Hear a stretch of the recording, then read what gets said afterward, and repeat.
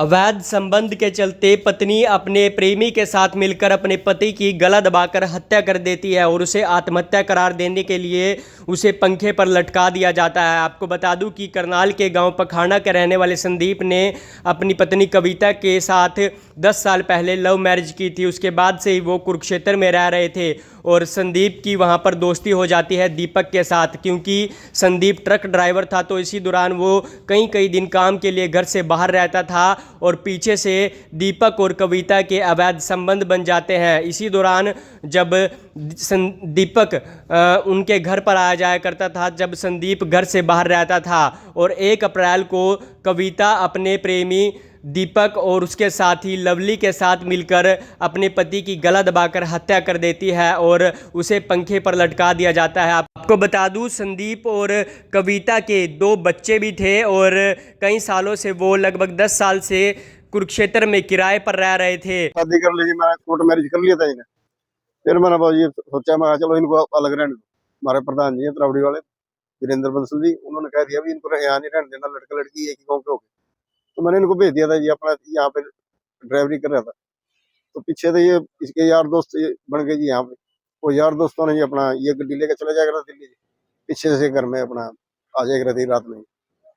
तो फिर अपना देखा एक दिन मौका पाकर जी, इसको पहले भाज गई थी 1-2 फेरे जी। फिर मैं कह रहा था इसको, मैं तेरे को मरवा देगी, तू आ जा मेरे पास बच्चे लेके। ये नहीं आया जी, कहा वो सब विश्वास करेगा। फिर ये कहने लगा जी मैं तो इसके साथ रहूंगा। मैं एक दिन रात को मरवा दी। कब की बात है? परसों रात की। क्या नाम? क्या किया उन्होंने? संदीप कुमार जी। क्या किया उन्होंने उसके साथ? उसका गला घोट कर फांसी दे दी और फिर पंखे पर लटका दिया जी। आपके पास फोटो है, फोटो देख लो तुम। उम्र कितनी थी इसकी? 30 साल में। जिन्होंने मारा, एक नाम बताओ मुझे। मान लो एक लड़की होगी कविता जी, दोनों वो हो गई। उसकी जीभ भी काली पड़ रही है जी, जीभ में मान लो कुछ ना कुछ तो जहर झूर पिलाया पहले इसको, झगड़ा था शरीर में, आप देख लो।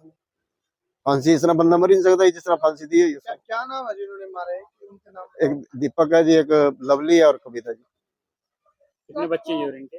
2 बच्चे हैं जी, एक लड़का एक लड़की। तो आपको क्या लगता है, फांसी दी है या जहर दिया है? बस मार को दी है जी, उन्होंने मारा जैसे मर्जी मारो, फांसी दी हो जहर दी हो, वैसे ये तो यही बताएंगे डॉक्टर साहब। मेरा नाम है जी बिट्टू जी। संजू मेरा भाई था जी, संदीप कुमार। उसको जी उसकी घरवाली ने जी यहाँ सुशांत सिटी में जी, मतलब कि जी उसकी घरवाली जी और जी जिसके साथ अवैध संबंध है दीपक कुमार और सनोब जी सोनू कुमार जी और लवली एक लड़का और है जी उनके साथ। इन्होंने जी मिलकर जी उसकी हत्या की है जी, गला घोट कर पंखे से टांग दिया जी, कि भाई सबको लगे कि भाई ये आत्महत्या की है इसने, पर आत्महत्या नहीं है जी, ये साजिश है जी। उन्होंने ऐसा क्यों करा? इन्होंने इसलिए किया है जी कि भाई ये नहीं रहेगा जी तो जी हम सुखी से रह सकते हैं जी, हम सुखी से रह सकते हैं। पर जी ऐसा कौन सा कानून है जी जो क्या नाम किसी को मार के जी कोई सुखी रह ले जी। उसके जी 2 छोटे छोटे बच्चे हैं जी, उनका बताओ सर जी क्या होगा जी। कब शादी हुई थी इसकी? कैसे?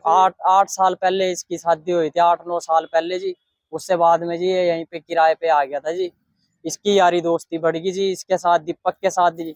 इनने दीपक जी उसके मेरे भाई की गैर मौजूदगी में जी, और ड्राइवर मेरा भाई संदीप ड्राइविंग का काम करता है जी, और ड्राइवर था जी, गड्डी चलाता था। ये पीछे से जाते थे जी वहां पे। तो जी जाते जाते जी इनमें जी अवैध संबंध बन गए जी। इन्होंने जी जाके अपने जी मेरे भाई को जी कल रात को जी, परसों रात को जी इन्होंने जी मतलब कि जी गला घोट कर जी उसकी आत्महत्या कर दी जी और पंखे से टांग दिया जी। तो ये जो अवैध संबंध थे ये कितने समय से चल रहे थे? क्या आपके भाई को पता था? ये तो मैम उसने लड़के ने ना मतलब कि डेढ़ महीने पहले जी, मतलब 15-20 दिन पहले जी उन्होंने जी वहां पर जी सामान शिफ्ट करवाया था जी अपने आप ही। मेरा भाई नहीं था जी उस टाइम जी, तो मेरा भाई आया जी, तो उस टाइम जी पता लगा जी उसको। उसने जी मेरे बहन पे और मेरे जीजे पे और हम पे फोन किया जी, फोन करके बुलाया जी हमें, हम गए जी। उसके बाद तो जी अगले अगले दिन बाद ये पता लगा जी उसका गला घोट कर इन्होंने जी आत्महत्या मतलब कि मार दिया जी, और जी वहां से फरार हो गए जी ये सारे। ये अब पता है कहाँ पे गए होंगे? नहीं जी वो भी उनके साथ ही चली गई? हाँ जी उन्हीं के साथ है जी, वो फरार हो गई है जी। बच्चे जी हमारे पास है जी, बच्चे उसके डैडी के पास थे। दीपक है जो लड़का मुजरिम है, उसके डैडी के पास थे। उसकी मतलब कि लड़की हमारे पास बच्चे लेके आई थाने, सदर थाने में जी पीपली।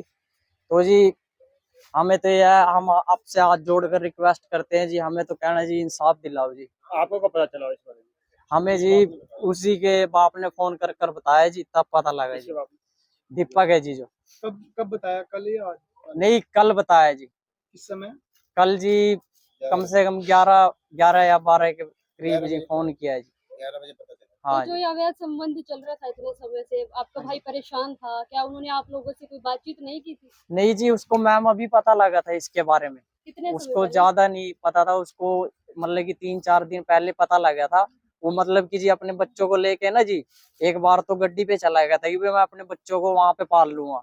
पर जी जब उसने देखा ना कि भाई दिक्कत ज्यादा ही होगी है जी, उसने जी सामान मतलब इकट्ठा करने ही लगा था जी। वो सामान इकट्ठा करके जी और बच्चों को लेके क्या क्या आता जी हमारे घर आता जी, क्या आता मेरी बहन के घर जाता जी। तो जी जाता जी, वो बैग में कपड़े पा रखे हैं जी, फोटो भी है जी बेकायदा। पर जी उन्होंने पीछे से ही उसका गला घोट कर जी आत्महत्या कर दी जी। उसको जान से मार दिया जी और जी साबित कर दिया कि भाई इसने आत्महत्या करी है जी। उसके गले में फंदा लटका कर जी ऊपर पंखे से टांग दिया जी।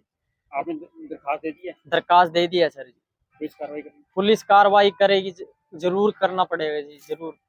जी सर, क्या कहना चाहेंगे इस बारे में? सुशांत शेट्टी का एक मामला सामने आया सर, कल हमारे को सूचना मिली थी कि अंसर सुशांत शेट्टी में किसी ने फांसी लगा के आत्महत्या कर ली है।